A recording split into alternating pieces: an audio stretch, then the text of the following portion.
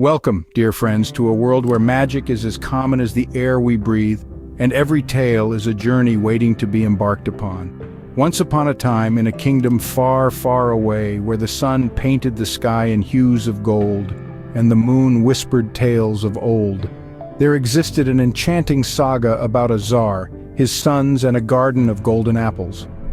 Today, we traverse this realm of magic and mystery as we tell the tale of Tsarevitch Ivan, the youngest son of the Tsar, a creature of mystical beauty, the Firebird, and a loyal companion, the Gray Wolf. So sit back, let your imagination take flight, and join us on this incredible adventure where dreams intertwine with reality and every moment is a page from a fairy tale. Our story begins in a garden unlike any other, where golden apples glisten under the sun's gentle rays and a mystery is about to unfold. Once upon a time, there lived a Tsar who had 3 sons. The youngest was called Ivan. The Tsar had a wondrous garden. In it grew a tree with golden apples. Someone began coming to the Tsar's garden to steal the apples. The Tsar became upset about it. He sent some guards there. None of the guards were able to track the culprit. The Tsar stopped eating and drinking. He became listless. His sons tried to comfort him. "Dear father, don't grieve. We ourselves will guard the garden." The oldest son said, "Today is my turn. I will go to watch over the garden." The oldest son set out for the garden. A little while before evening, there wasn't a trace of anyone, and he lay down on the soft grass and fell asleep. In the morning, the Tsar asked him, "Well, enlighten me. Did you see the culprit?" "No, father. All night I didn't sleep. My eyes never closed, but I didn't see anything." On the next night, the middle son went to stand guard and also slept the whole night, but in the morning said that he hadn't seen the culprit. At last, it was time for the youngest son to stand watch. Ivan went to guard his father's garden, and even though he was sitting there afraid, he didn't lie down. When he started to dream, he took dew from the grass and wiped the dream from his eyes. Midnight came, and to him it appeared there was light in the garden. It got brighter and brighter. All the garden was lit up. He saw the Firebird sitting in the apple tree, pecking at the golden apples. Ivan Tsarevitch crawled toward the apple tree and grabbed the bird by the tail. The Firebird flapped its wings and flew away, leaving in Ivan's hand 1 feather. In the morning, Ivan Tsarevitch went to his father. "Well, my dear Vanya, you didn't see the culprit either." "Dear father, I remember but don't remember who destroys our garden. Here is a memento from the culprit for you to take. It is, dear father, the Firebird." The Tsar took the feather and from that time began to eat and to drink and knew no more sorrow. It was a beautiful time to him, and he pondered about the Firebird. He called his sons and said to them, "My dear children, saddle would you good steeds. Go would you about the wide world to places unknown where you might catch the Firebird." The children bowed to their father, saddled good horses, and set out on their way. The oldest in one direction, the middle in another, and Ivan Tsarevitch in the third direction. Ivan went a long time, or a short time. The day was summery. Ivan Tsarevitch grew tired, got down from his horse, fettered him, and tumbled down to sleep. A long time or a short time passed. Ivan Tsarevitch woke up and saw no horse. He went to look for him. He walked and hoped to find his horse nibbling on a bush. Thought Ivan Tsarevitch, where without a horse to go in such remoteness? "Well, what of it?" he thought. "Set out, nothing else to do." And he went on foot. He walked and walked, grew tired to death, sat on the soft grass and grew more sad. From out of nowhere ran toward him the Gray Wolf. "What, Ivan Tsarevitch, sitting there grieving, your head hanging?" "How can I not grieve, Gray Wolf? I am left alone without a good steed." "It is I, Ivan Tsarevitch, who ate your horse, and I'm sorry. Tell me, why are you traveling in this remote place? Where are you going?" "My father sent us to go about the wide world to find the Firebird." "Pooh, pooh, you on your own good horse could not in 3 years go to the Firebird. I alone know where he lives. So, and it will be, I ate your horse and I will serve you. It's only right. Sit on me and hold on tight." Ivan Tsarevitch sat on his back, and the Gray Wolf leapt flying through the blue forest faster than the eye could see, past rivers and lakes. For a long time or a short time, they flew to a high fortress. The Gray Wolf said, "Listen to me, Ivan Tsarevitch, and remember, crawl over the wall. Don't be afraid, it's a lucky hour. All the guards are asleep.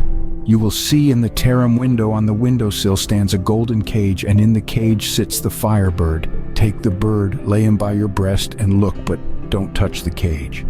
Ivan Tsarevitch crawled over the wall, saw the terrace. On the windowsill sat the golden cage, and in the cage sat the Firebird.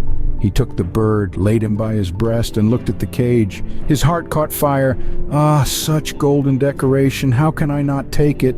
And he remembered what the Grey Wolf had said to him.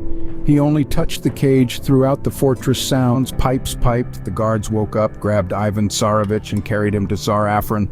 Tsar Afron was enraged and said, "Who are you? Where are you from?"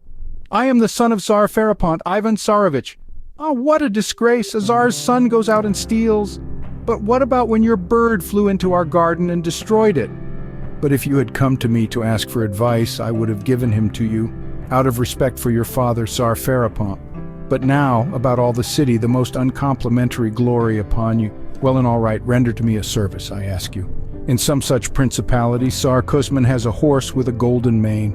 Bring him to me, then I will give you the Firebird with the cage." Ivan Tsarevitch grew very excited, went to the Grey Wolf. But the wolf said to him, "I told you, don't disturb the cage. Why didn't you listen to my instructions?" "Well, I beg you, Grey Wolf. Well, I beg." "All right, sit on me, take the rope, don't say that it is not strong." Again set off the Grey Wolf with Ivan Tsarevitch. For a long time or a short time they flew to the other fortress where stood the horse with the golden mane.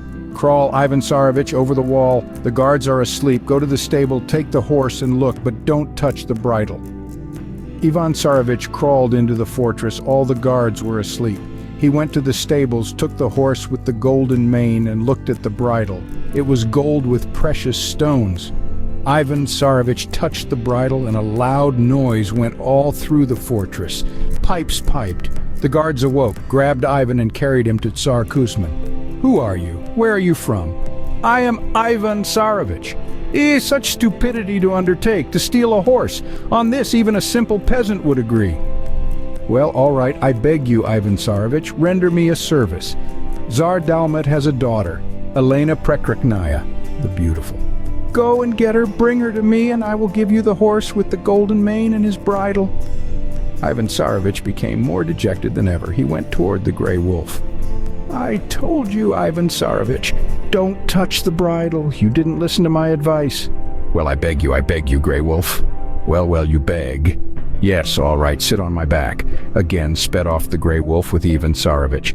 They rushed to Tsar Dalmat. He had a garden in his fortress where Elena Prekrasnaya walked with her mother and her nurse. Grey Wolf said, "This time I myself will go. You go back the way we came. I will soon catch up with you." Ivan Tsarevitch went back the way they had come, and the Grey Wolf jumped over the wall and into the garden. He sat in hiding behind a bush and watched. Elena Prekrasnaya came out with her mother and nurse. They walked, and her mother and nurse stopped for a bit. Grey Wolf grabbed Elena Prekrasnaya, leapt over the wall, and took flight. Ivan Tsarevitch was going along the way when suddenly the Grey Wolf caught up with him. On the wolf sat Elena Prekrasnaya. Ivan Tsarevitch rejoiced, but the Grey Wolf said to him, "Sit on me quickly, for they will not be far behind." The Grey Wolf sped away with Ivan Tsarevitch and Elena Prekrasnaya the way they had come, through the blue forest, faster than the eye could see, past rivers and lakes. For a long time, or for a short time, they hurried to Tsar Kuzmin. The Grey Wolf asked, "Why, Ivan Tsarevitch, have you become even more sad?" "But how can I not be sad, Grey Wolf? How can I be parted with such beauty? How can I exchange Elena Prekrasnaya for a horse?" The Grey Wolf answered, "I won't part you with such beauty. We will hide her somewhere. I will turn myself into Elena Prekrasnaya, and you will bring me to the Tsar." They hid Elena Prekrasnaya in a forest izba. The Grey Wolf turned his head and became exactly like Elena Prekrasnaya. Ivan Tsarevitch took him to Tsar Kuzmin. The Tsar rejoiced and began thanking him. "Thank you, Ivan Tsarevitch, for you have brought to me a bride. Take the horse with the golden mane and bridle." Ivan Tsarevitch sat on the horse and went for Elena Prekrasnaya. He picked her up and sat her on the horse, and they set out on their way. Tsar Kuzmin had the wedding and feasted all day until evening. Then he needed to lie down to sleep. But when he and his young wife went up the stairs, he looked, and in place of Elena Prekrasnaya was a wolf. The Tsar turned angrily toward him, but the wolf ran off. The Grey Wolf caught up with Ivan Tsarevitch and asked, "Why are you so sad, Ivan Tsarevitch?" "How can I not be sad? It would be a pity to part with such a bridle and to trade the horse with the golden mane for the Firebird. Don't grieve, I will help you." and they traveled to Tsar Afron. The wolf said, "Hide the horse and Elena Prekrasnaya. I will turn myself into the horse with the golden mane, and you will bring me to Tsar Afron." They hid Elena Prekrasnaya and the horse with the golden mane in the forest. The gray wolf looked over his back and turned himself into the horse with the golden mane. Ivan Tsarevitch took him to Tsar Afron. The Tsar was overjoyed and gave him the Firebird with the golden cage. Ivan Tsarevitch returned on foot to the forest, sat Elena Prekrasnaya on the horse with the golden mane, picked up the golden cage with the Firebird, and they traveled in the direction of his homeland. Tsar Afron commanded his servants to bring his horse to him. He wanted to sit on him, but the horse turned into the gray wolf. The Tsar was so surprised that he fell down right where he was standing, and the gray wolf took flight, quickly catching up with Ivan Tsarevitch. "Now farewell, I am not allowed to go any further." Ivan Tsarevitch got down from his horse and 3 times bowed down to the ground. With respect, he thanked the gray wolf. Then he said, "You won't be parted with me forever. I again will call you into service." Ivan Tsarevitch thought, "Aren't you already in my service? All of my wishes you have fulfilled." He sat on the horse with the golden mane and again set out with Elena Prekrasnaya and the Firebird. They traveled into his region. They had only a little bread left. They traveled to a little spring and drank the water and ate the bread and lay down on the grass to rest. Ivan Tsarevitch fell asleep. His brothers suddenly came upon him. They had traveled to other lands seeking the Firebird and returned empty-handed. They came upon Ivan and saw all that he had acquired. Then they said, "Let us kill our brother. All that he has gained will be ours." This decided, they killed Ivan Tsarevitch. They saddled the horse with the golden mane, picked up the Firebird, sat Elena Prekrasnaya on the horse and threatened her. "At home, don't say anything." Ivan Tsarevitch lay dead. 2 crows were already flying over him. From out of nowhere ran the gray wolf and grabbed the crow and his wife. "You fly, crow, for the water of life and death. Bring to me the water of life and the water of death, and then I will let go of your wife." The crow flew for a long time or a short time, bringing the water of life and the water of death. The gray wolf sprinkled the water of death on Ivan's wounds. The wounds healed. He sprinkled him with the water of life, and Ivan got up. "Oh, how soundly I slept." "You would have slept even sounder," said the gray wolf, "if I hadn't sprinkled you with the water of life and the water of death. Your own brothers killed you and took all that you have gained. Even now one of your brothers is to marry Elena Prekrasnaya. Sit on me quickly."